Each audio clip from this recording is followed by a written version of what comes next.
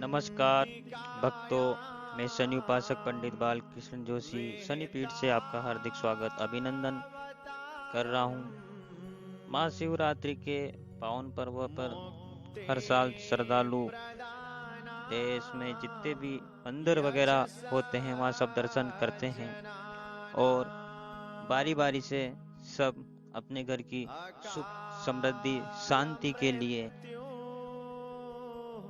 सिर झुकाते हैं। करना भी चाहिए।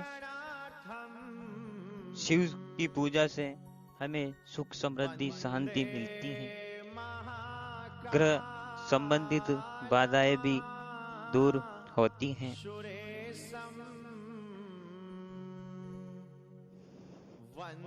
महाशिवरात्रि जिसमें ब्रह्मवेत्ता रमण करते हैं, उसी स्वरूप में शिव जी भी रमण करते हैं। जिसमें शिव जी सुख पाते हैं, समाधिस्थ रहते हैं और भगवान नारायण लेटे लेटे ब्रह्मानंद पाते हैं। जिसमें ब्रह्मा जी वर्षों के उपरांत समाधिस्थ रहते हैं, वही आत्मा तुम्हारे पास, जिसको शिवरात्रि पर्व के नाम से जाना जाता है।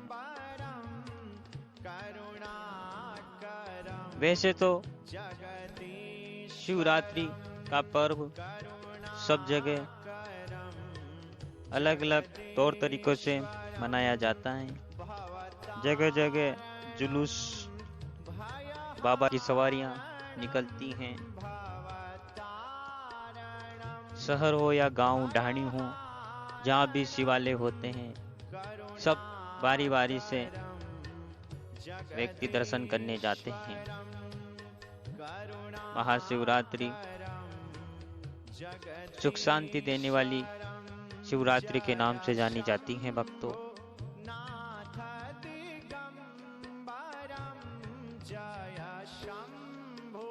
शिवरात्रि का व्रत करने से शिव भक्तों की पीड़ा को हर लेते हैं।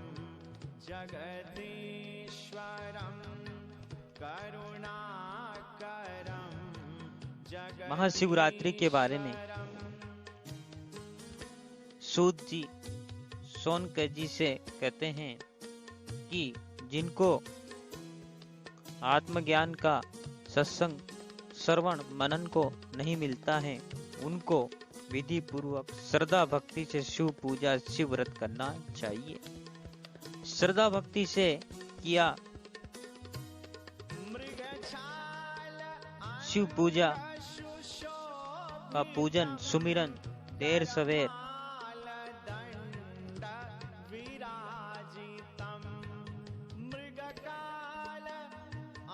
सत्संग में पहुंचा देता है और सत्य स्वरूप शिव का साक्षात्कार करा देता है। मेरे को अगर फली तो एक वहाँ शिवरात्रि फली, जहाँ कोई न हो वहाँ मैंने अकेले ही अपने से जैसी हो सकी पूजा की। मेरे जीवन में बहुत परिवर्तन हुआ।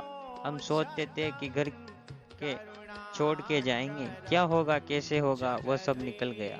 छलांग मारने की हिम्मत आ गई। भाई महाशिवरात्रि व्रत से कैलाशपति शिव जी आते हैं कि नहीं आते, ये सब बात सूक्ष्म है, परंतु तुम्हारा हृदय तो शिव में होता है, भाव तो शुद्ध होता है। तो ये सूत जी सोनक जी से कहते हैं महाशिवरात्रि के बारे में।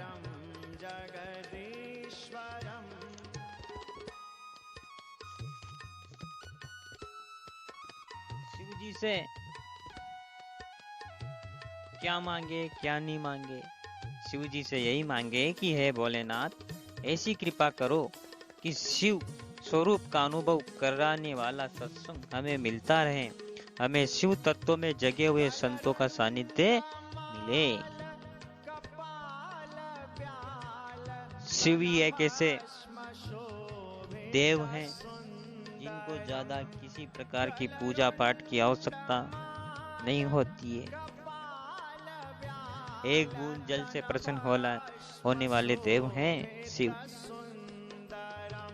सूत जी कहते हैं कि सोमवार की अष्टमी और कृष्ण पक्ष की चौदस को कोई उपवास करे तो उस पर शिव जी विशेष प्रसन्न रहते हैं। महाशिवरात्रि सबसे बलवान व्रत बताया गया है।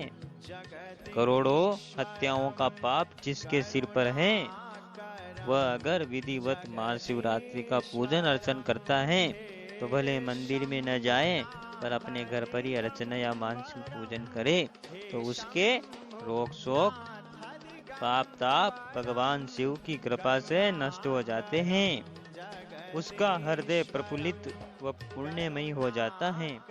अष्टमी एवं चतुर्दशी का उपवास ग्रह नक्षत्र के हिसाब से हमारे आरोग्य और भक्ति भाव के लिए भी अच्छा है।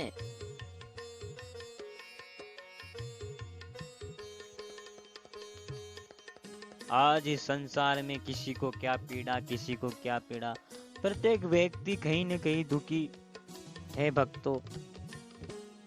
तो शिव के दर्शन करने से आत्मा को शांति मिलती है, आत्मा तृप्त होती है, पूरा शरीर पूरा मन शिवमय हो जाता है।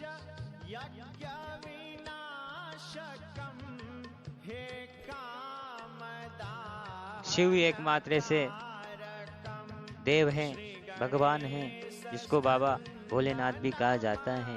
वो ये नहीं देखते कि मेरा भक्त मेरे लिए क्या लाया है क्या नहीं लाया। शिव मात्र श्रद्धा भाव से प्रसन्न होने वाले भगवान हैं भक्तों।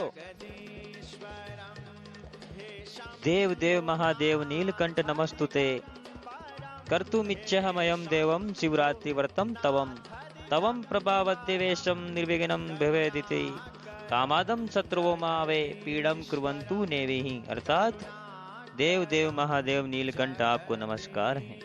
हे देव, मैं आपका शिवरात्रि व्रत करना चाहता हूँ। हे देवेश, आपके प्रभाव से मेरा व्रत निर्विघ्न पूर्ण हो। इस बीच काम क्रोध आदि शत्रु मुझे पीड़ित ना करे, ये प्रार्थना करके व्रत का आरंभ करना चाहिए भक्तों। व्रत पूर्ण करने के बाद दूसरे दिन सुबह शिव तत्वों को जानने वाले महापुरुषों का भी अभिवादन करना चाहिए। अगर ऐसे महापुरुष नहीं मिलते हैं तो मनी मन उनका अभिवादन और पूजन करने से हमारे अंतरात्मा शिव का प्रसाद शीघ्र ही प्रकट हो जाता है।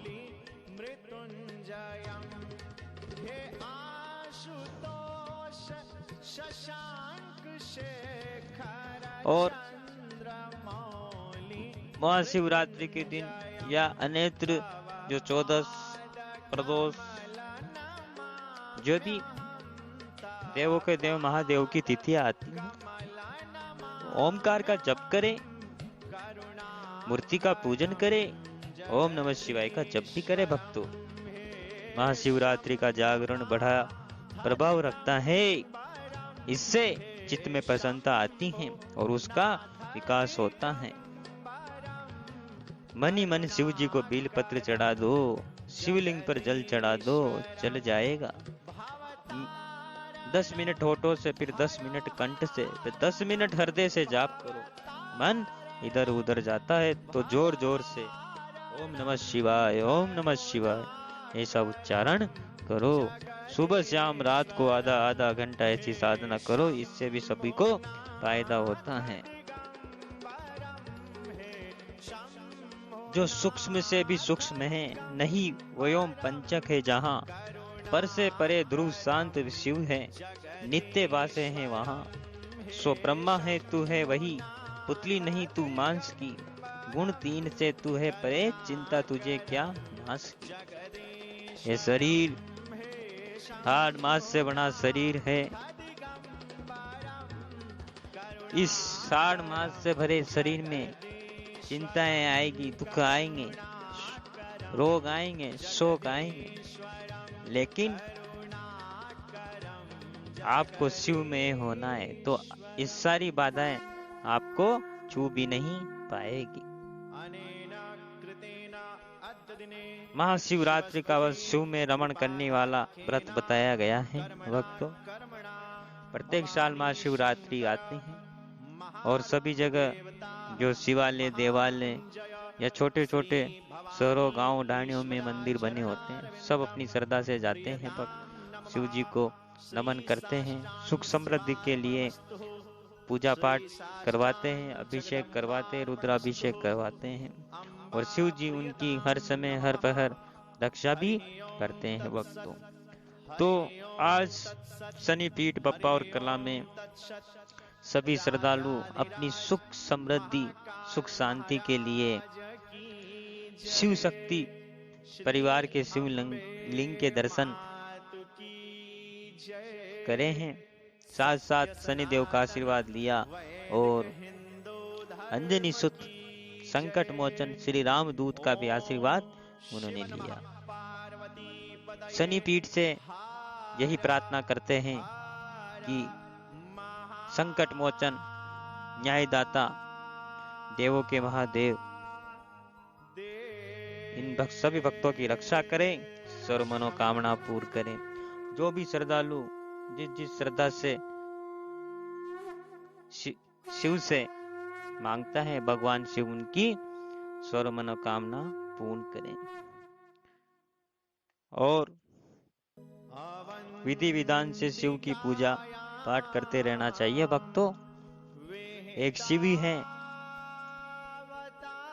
जो हमें एक अकाल संकट से बचा सकते हैं। कालों के काल के ऊपर विजय प्राप्त करने वाले ही शिव हैं।